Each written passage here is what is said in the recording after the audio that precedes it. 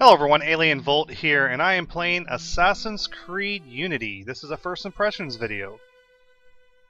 And for those of you that enjoy the Assassin's Creed games, I am a fan as well. I have played it since 2007, the launch of Assassin's Creed. The games actually revolve around realistic history events. However, at that point you take the role of an assassin, you know, and you're usually fighting against Templar Knights. The games are third person, and they are usually designed to complete mostly stealth, although there are some action elements of the game as well. Alright, now to talk about the game itself. Here is a disclaimer.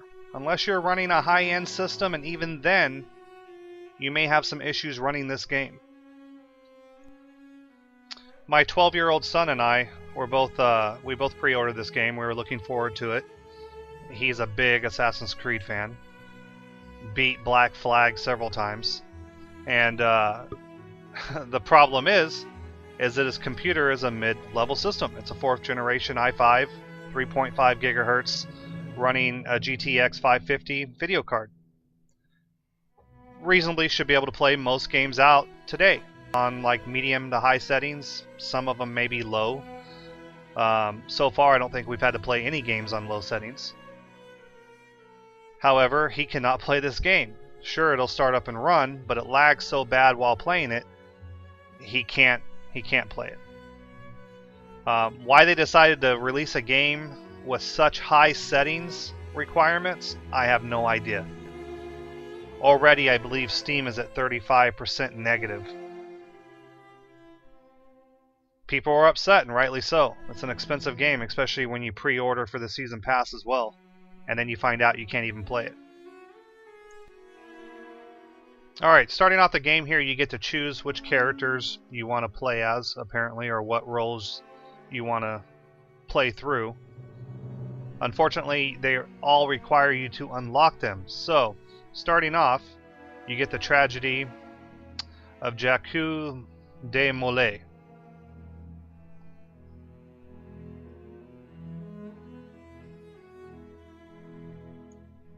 I probably slaughtered that name, but bear with me, I haven't taken French since high school, and that's been a while.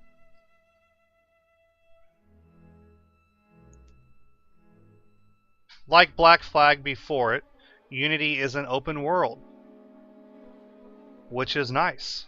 It's nice that game developers develop this huge open world that we can go off and explore and pick up tons of side quests and decide what we're going to do.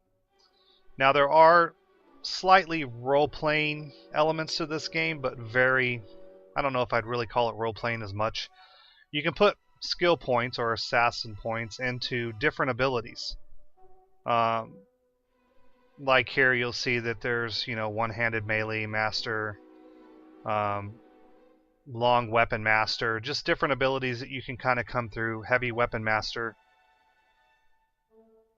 This one's ground execution.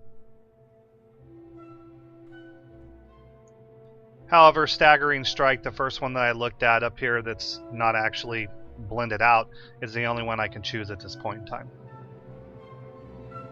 And then you have ranged abilities that go from pistols to actually assassin catch. And it tells you exactly what the abilities do on the right hand side. It allows you to recover, you know, bombs and effects.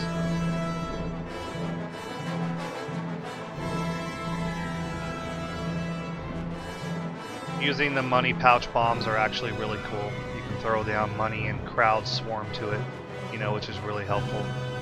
Stun grenades are also pretty nice. Improve Phantom Blade. Definitely something, you know, you'll want to go through and unlock a lot of these. However, you have to play the game quite a lot to build the skill points up to actually be able to unlock them. And then Poison Gas. That one's definitely going to be more of a ranged ability. I don't think you want to really throw that right where you're at. Then next is Stealth. So you can share your ability of your eagle vision, which I don't know, I guess if you're going to play cooperatively, that's nice. And then disguise, which is really cool. I'll definitely probably end up putting a point into that. Of course, you can't get too close, it says, or you'll reveal your position. Then there's a lot of improved, basically a locksmith, lockpicking, getting into trunks, opening doors. I think that's pretty much a necessary skill. You should have it to, start off with, but they don't really give it to you. And then you've got your air assassinations and improvements, which is really cool, and a double strike, a double kill. All of those are pretty much, going to be necessary. I plan on getting all of those to play. I don't think anyone would really pass up on that. The environmental stealth, that's actually pretty cool.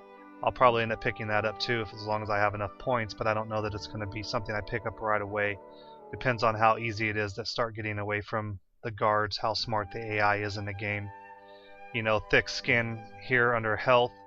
Obviously, you're going to want to get those because, well, they increase your hit points. And you definitely don't want to die during these fights. Occasionally, you can't get a block off. You may be a tad late hitting the key, or you may be facing the wrong direction when you hit the key and you miss it.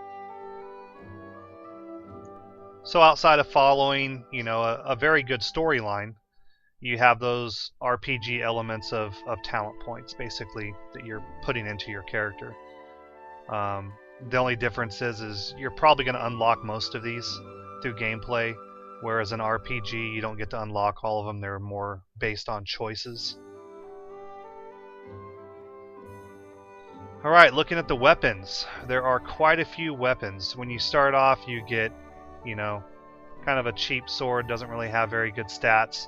And then you can actually improve upon it and start getting more damage, your chance to parry, your speed and range, that it's actually effective. And as you go back through here, you'll notice that you can actually unlock different weapons. Actually, all the gear is this way. So you can choose to either unlock it by buying it outright with money that you earn in game, or kind of hacking it, so to speak, where you basically, you get it before you're supposed to, by spending points that are harder to come by.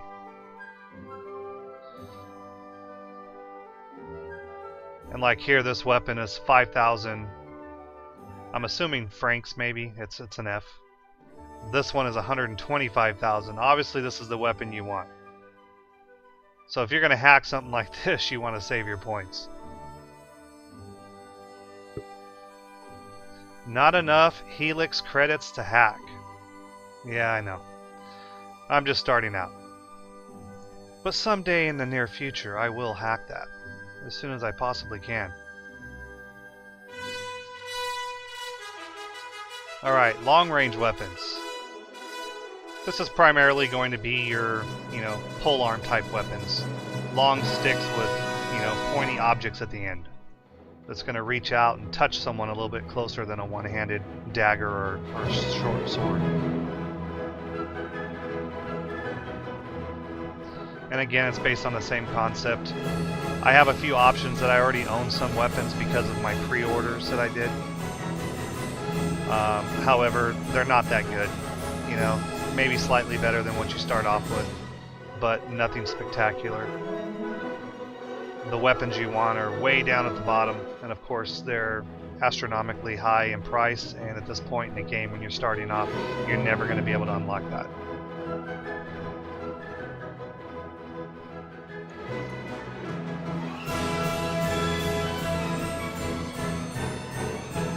Alright, your heavy category. You start off with a pickaxe. Come on, you're an assassin. Do you really want to run around with a pickaxe? No, I don't think so. Luckily, I got this cool looking two-handed axe here, so I could use that if I wanted to. But yeah, this is going to be like your two-handed heavy weapons. Swords, axes, maces, things of that nature. Then you have your pistols. Looks like I own 3 of them. On a pistol, for me, I think you'd have to balance it pretty much between you want a ranged attack but not too long, because you're not really worried about that as much.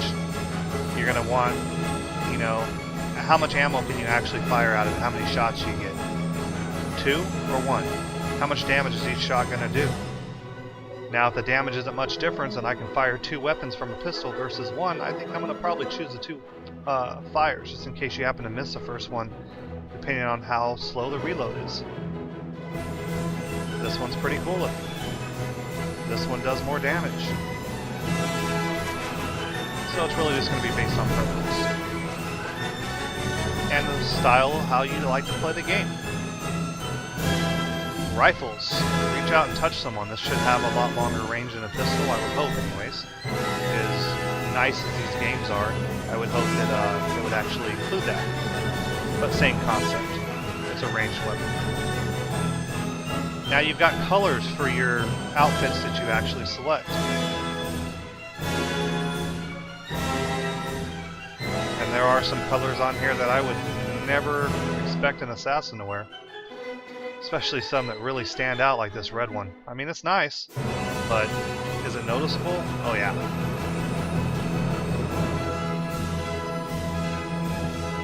Even if you're playing online with other people, I don't know that you'd want to be noticeable. You'd want to kind of fit into the crowd.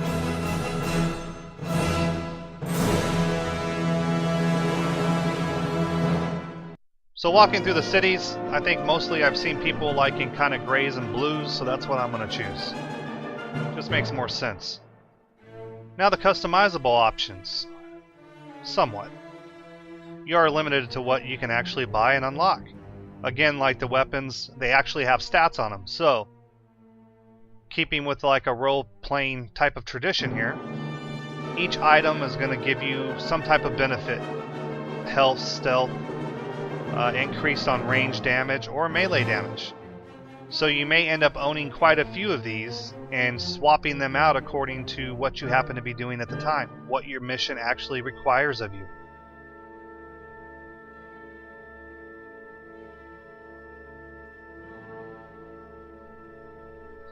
Several different styles and designs. It's too bad you couldn't actually change the stats on the item to what you wanted it to be.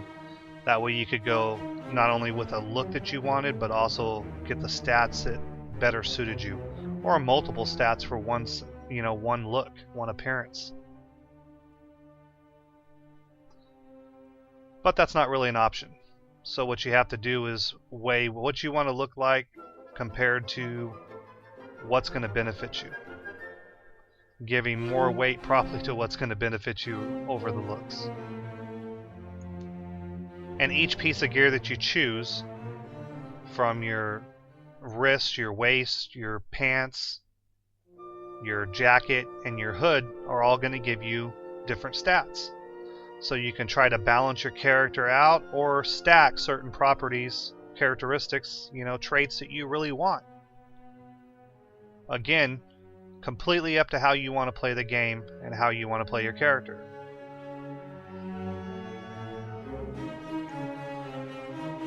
Personally, because this is a stealth game, I'm putting most of my points right now on my gear either into health and stealth. I will probably pick up some melee points as well when I can get that. My ranged abilities I probably won't do too much to. Outside of maybe picking up a couple of pieces I can swap out occasionally if I have something that I need to assassinate from a ranged distance. Outside of that, I don't think I really want to be firing weapons in this game.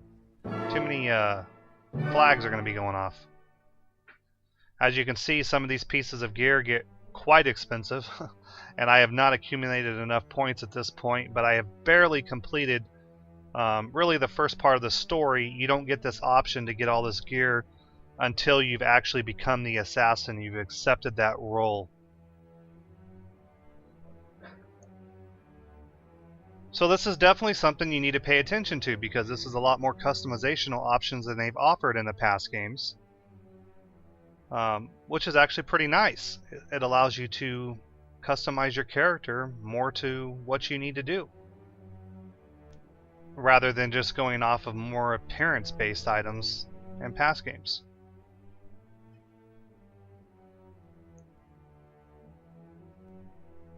Some of these items look really cool. Others, not so much. Like this belt that I own here. Not really my favorite. Seems like the little pouches are kind of bouncing around. Now, had those been stationary, I wouldn't have minded them so much, but they seem like they're going to make noise. So, I think I'm just going to pick up a belt pretty cheap. It's going to give me a little bit better base stats. Nothing too grand, but, you know, help me out a little bit. Alright, down to legs. This is pretty much the last part. They don't really give you an option for boots. Legs actually change the way your boots look as well. But after all, this is more of a stat-based thing than rather an appearance-based. You get an option of both. When the stats are similar on two different items, I'm going to choose the better appearance of the two. But I'm probably always going to go with the stats over appearance. Now this one gives me some health and a little bit of stealth. These actually don't look too bad. Especially when compared to something like this. I look like a peasant. I think you don't want to stand out in this game. I don't know if that really affects how the AI reacts to you or not, but it might. But you definitely don't want to look like you don't belong. So you just want to kind of keep a medium appearance, I would think. At least for the online portion when you're dealing with other players. Alright, the last area of customization is actually outfits. Now, I don't have any outfits unlocked. I expected to get something with my pre-order. If I did, I haven't entered a code yet to unlock it. But these actually look really cool. I mean, this is stuff that you can unlock in the game by doing challenges or getting achievements. And they look really good. You'll notice they don't have any stats on them. So, I'm thinking that the outfits actually change your overall appearance, but don't really have any effect on what you're wearing underneath. What your stats are actually built around. But I could be wrong. Once you unlock them, there may be a set of stats that actually come with them. I don't know. Alright, well, let's talk about gameplay. Game mechanics. The game actually plays pretty good. It handles as good as any of the other Assassin's Creeds. It is a third-person game, and I've never been overly fond with third-person. I feel that when you try to move around, you know, you hit the space bar next to a building, and it throws you into cover rather than actually climbing. I'm not overly fond of it. I prefer first-person games, but that's really not a choice here in this game. The third person works reasonably well. I have played other third-person games that I feel work better. I don't really like how when you move left to right, the character shifts with the camera angle. It tends to kind of throw the gameplay off a little bit. But other than that, it's reasonably well. I don't really have any complaints with the actual handling of the game. The game mechanics seem to work really well. Climbing seems to be pretty normal as far as any other Assassin's Creed, especially Black Flag. It feels very familiar with that. The fighting seems to be pretty basic, especially early on in the game. You have your left mouse button to attack, your use button basically to block, and to climb, you know, you're pushing the direction that you want to climb and holding down the spacebar. So nothing too complex, easy gameplay. It really makes jumping over rooftops and exploring the city a lot of fun. You'll notice the graphics do look really good. The hair looks good. The cutscenes look good. Character models are really good. Definitely an improvement over prior games. Does it warrant the requirements of the 680 minimum video card? I don't know about that. I've played a lot of games that don't have those requirements that look just as good as this. Especially considering the fact that when you read reviews that people are posting where they're using a 780 and still having a lot of frame rate problems and can't really play the game at a decent frame rate. I really think they haven't optimized this game for PC, which is a problem. I mean, when you consider that you know, they make this game for, say, a PlayStation 4 or an Xbox 360, then they end up porting it to PC. If they don't optimize it for PC when they redo the code, there's going to be a problem. It's not going to run as smooth. You're going to need a high-end card just to get it to work. And it shouldn't be that way. People should put in the time to make the game run for an average system. They haven't done that. It's exactly the opposite. If you don't have a high-end system, you're not getting this game to run. Not at the current rate or state that it's in right now. Hopefully they will patch this and make it playable. Because I know there are a lot of people that pre-ordered this game expecting it to play similar to Assassin's Creed Black Flag. After all, it only came out a year ago. There's only a year in between games. There really haven't been that many improvements to the engine to really warrant the jump in graphical requirements. Now when you're actually looking at the graphics, the visuals of the cutscenes look amazing. The characters look great. The details as good as any game that I've pretty much seen or played. The gameplay that when you're actually playing it and running around the world isn't quite as good as that, but it's still a really good looking game, even when you're running around in the world environment. The NPCs that you run into obviously don't look this good. I mean, she looks amazing. She looks like she's in an animated movie, popping out at you. Now, when you play some of the more recent games like, say, Alien Isolation, the actual gameplay looks as good as the cutscenes. And I don't believe the requirements for that game are as high as this one. So it definitely tells you that Ubisoft kind of dropped the bomb here with this game, and they should have optimized it better for PC. And to make a point here, you look at like a PlayStation 4 and Xbox 360, or not a 360, an Xbox One, you're looking at video processing power of like a GTX 480. You're talking about a card that was like, you know, state of the art 4 years ago for PC. Nothing compared to a 780 Ti or even a 980 that's just released. They definitely did not optimize this for PC or it would run smoother.